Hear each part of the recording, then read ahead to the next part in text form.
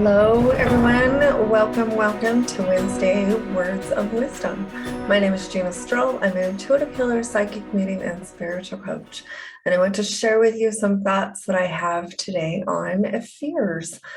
Most of us, all of us, have fears in life.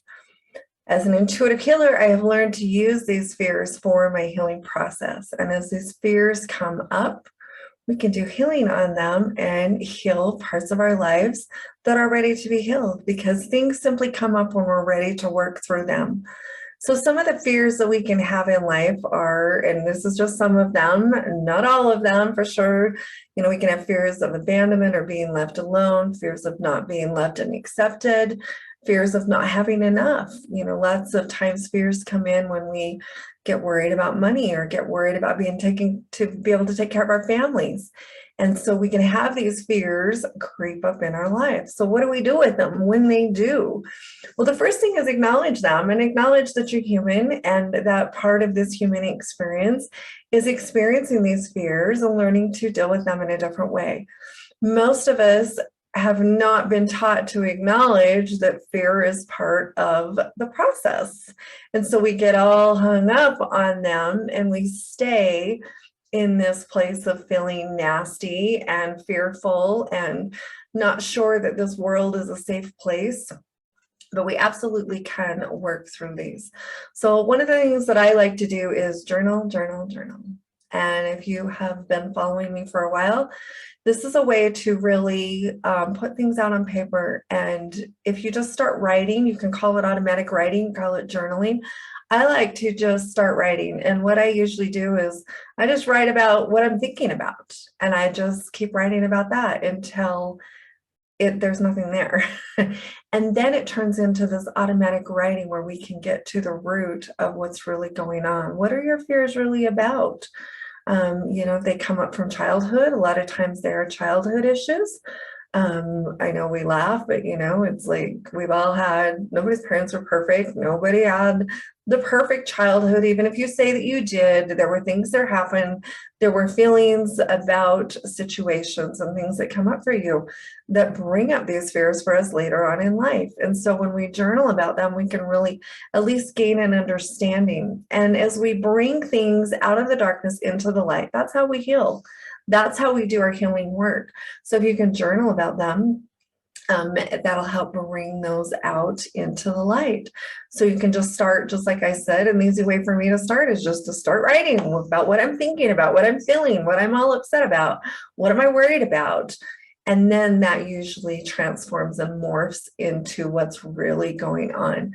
Most of the time, what's really going on inside is not what we think on this mind level. Most of the time when things are happening for us, there's a deeper meaning. There's a deeper thing going on inside. So if we can journal about it and figure it out. The other thing you can do is get intuitive healing.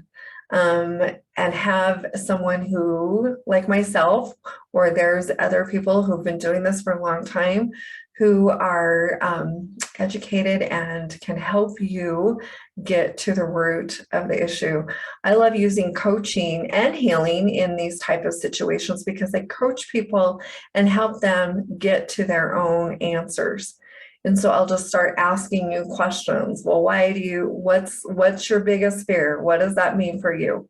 Okay, so what does that mean? Well, whatever the answer I get, well, I'm afraid that, we're all going to starve to death. We'll use okay, so what happens when you all starve to death? When we really just go through this process and you realize, oh my gosh, nobody's going to starve to death for one thing. We're going to make it work. We've always made it work. We come to your own answers. And I'm just using this as an example. It's not even a very good example, but we can come to our own understanding of those fears really aren't real.